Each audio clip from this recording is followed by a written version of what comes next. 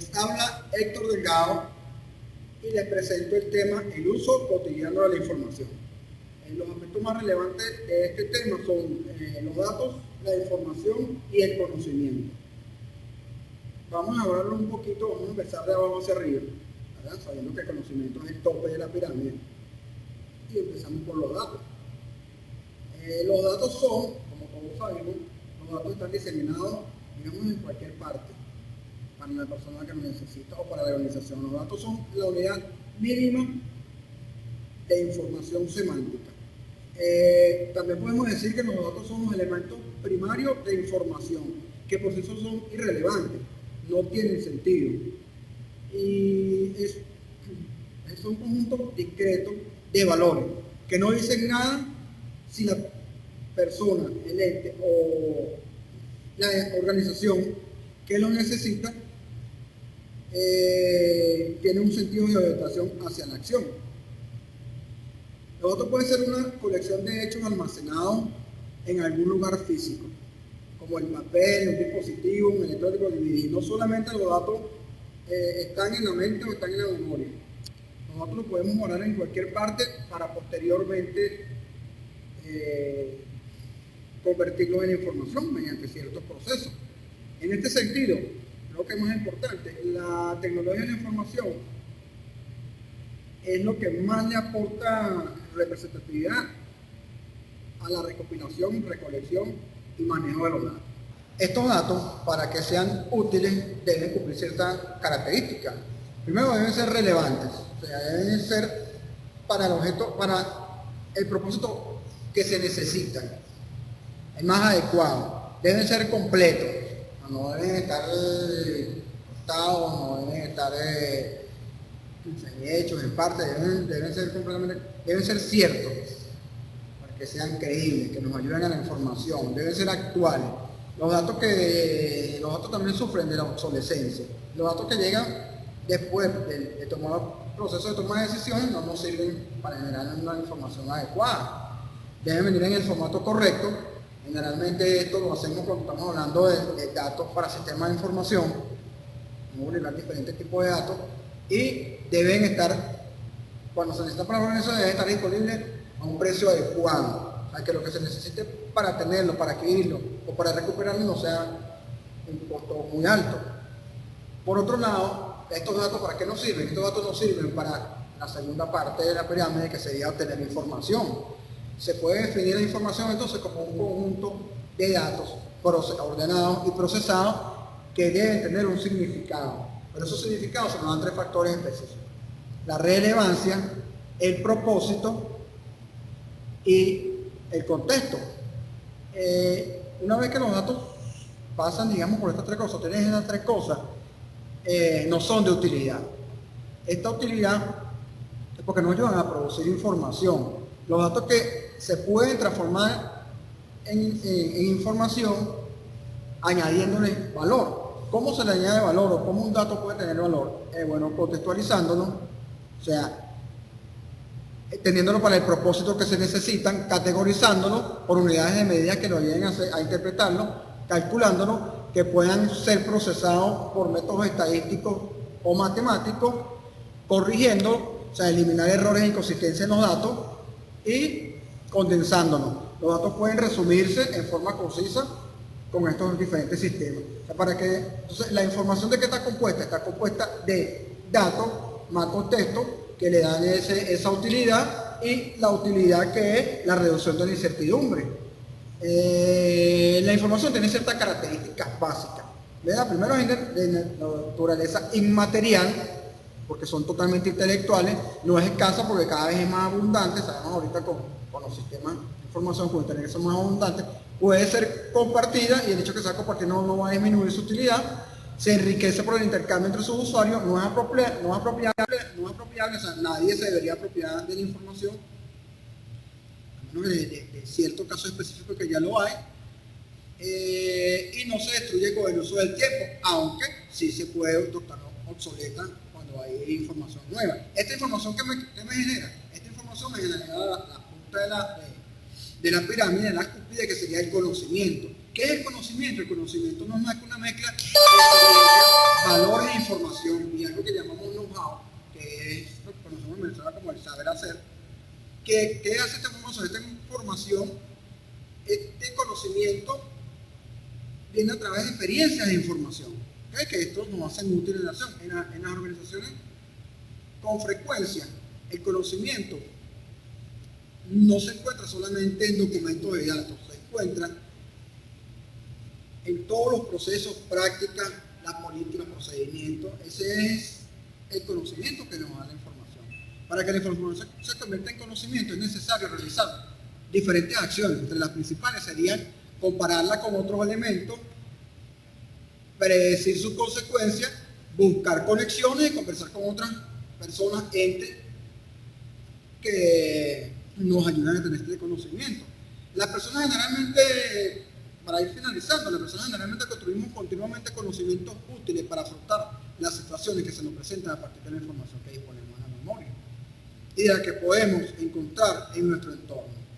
Para lograr esto, y como sabemos que ahorita hay tanta información, porque mientras más pasa el tiempo y más tecnología hay más información, entonces tenemos que aprovechar esa información para construir conocimiento. ¿Cómo lo aprovechamos? Bueno, primero tenemos que saber determinar qué información necesitamos para generar el conocimiento en cada caso. Segundo, una vez que sabemos qué información necesitamos, tenemos que saber dónde encontrarla. Porque obviamente ya no lo encontramos solamente en biblioteca, como lo hacíamos antes en enciclopedia, ahora tenemos internet. Internet nos abre la puerta de la información casi infinita. Una vez que la tenemos que analizarla, relacionarla, valorarla, seleccionarla y ordenarla en función del conocimiento que tenemos que obtener. Y por último, hay que aplicar esa información para elaborar un conocimiento exacto que necesitamos. Habla María Gabriela Ruiz. A continuación le voy a hablar sobre codificación, símbolos e imágenes. ¿Qué es una imagen? Una imagen es una representación mediante la cual un sujeto señala a otro una porción de un mundo posible. También se puede definir como todo acto que puede desbordar dos tipos de actos enunciativos. Un acto que muestra y un acto que informa. ¿Qué es un símbolo? Un símbolo es una representación visual, básicamente de un significado otorgado de una manera posterior, arbitraria y generalmente registrada a un significante. Hay dos tipos de símbolos. El primero es el lenguaje icónico, que logra la atención y respuesta por parte de los receptores. Y el segundo es el lenguaje verbal, los cuales son los símbolos, las poesías, etc. La información y memoria. Todas las personas estamos continuamente recibiendo información de un mundo que nos rodea. Estas informaciones que captamos mediante nuestros órganos receptivos se transmiten al cerebro a través de los nervios y los procesamos para poder extraer su significado y poder reaccionar de manera más adecuada. Los procesos de información, hay dos tipos de procesos de información. Está el lineal secuencial y el paralelo global. El lineal secuencial es el hemisferio izquierdo de nuestro cerebro, es el lengua verbal. El que es analítico, abstracto, riguroso, lógico, el que capta la secuencia de información en general abstracta. Y el paralelo global es el hemisferio derecho de nuestro cerebro, que es el lenguaje audiovisual, donde más es ver las imágenes, es donde captamos simultáneamente las imágenes e información. A continuación les voy a hablar sobre el color. El color se usa para transmitir sensaciones y emociones. Los rojos amarillos son colores cálidos y dan sensación de expansión al movimiento. ¿Qué tipo de colores predominan? Los cálidos y los fríos. Entre los cálidos generan los espacios más grandes, cercanos y pesados. Por ejemplo, tenemos el color blanco, que es la luz, la claridad.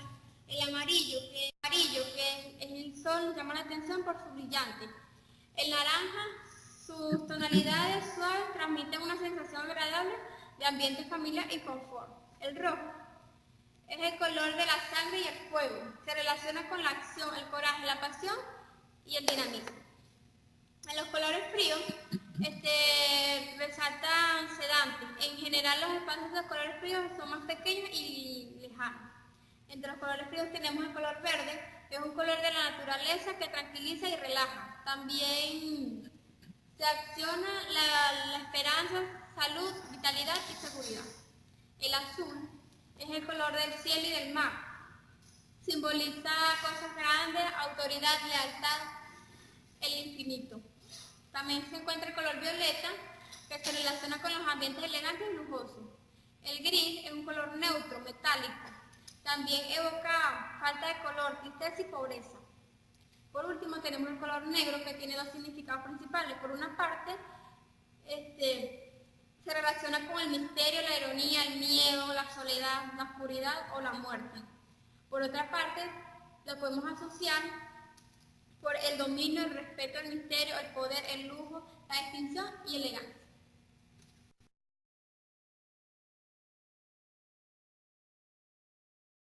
Berta Bermúdez, yo le voy a hablar sobre la sociedad de la información.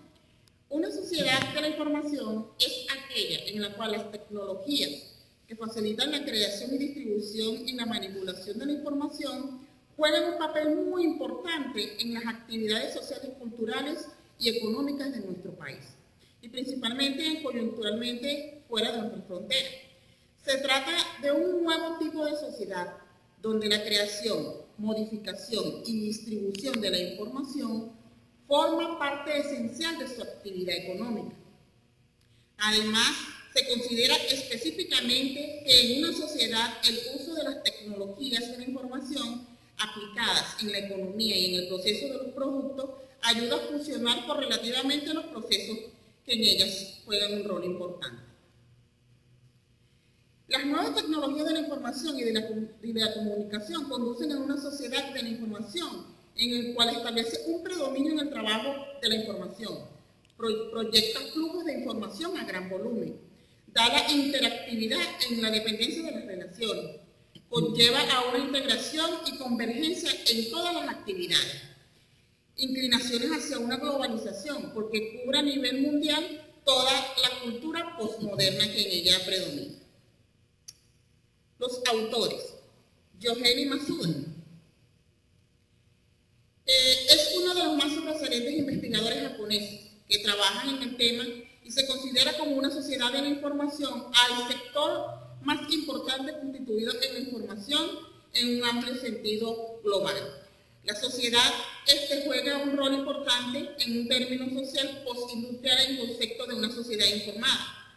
Sobre todo tiene una evolución en Daniel Bell, también, que tiene otro de los autores, y sus temas de estudio es una sociedad postindustrial, considerablemente en un aumento de tecnologías de la información que lleva a la constitución del concepto en la era de la información. Los métodos y técnicas se basan en el uso intensivo de nuevas tecnologías. Frank Witzberg es considerado y cuestiona la idea de que el incremento de la información y las tecnologías producen por sí mismos cambios profundos en la sociedad. Analiza el concepto de información, examina y ejemplifica las múltiples acepciones que dan el término de sociedad de la información, las cuales son la innovación, cambio ocupacional, el valor económico de la información, el flujo de la información y la expresión de los signos y los símbolos culturales. Además, concluye que la idea más persuasiva de la sociedad es la que fundamenta el avance social en la utilización reflexiva del conocimiento que prepondera en la humanidad.